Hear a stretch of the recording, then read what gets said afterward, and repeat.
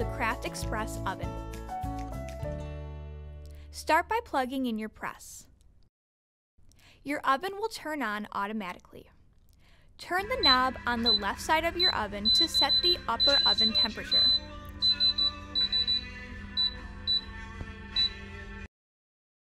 Turn the knob in the middle of the oven to set your lower oven temperature.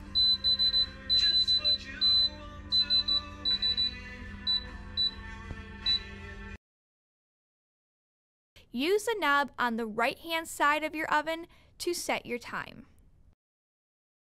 When it's done preheating, your timer will start automatically. Place your blank substrate wrapped with your design in a shrink wrap sleeve and place it in the oven. The sleeve will shrink automatically. Once your item is done transferring, take it out of the oven and cut away your shrink wrap sleeve and paper to reveal your finished product. Hold down the button on the right-hand side of your oven to turn your oven off.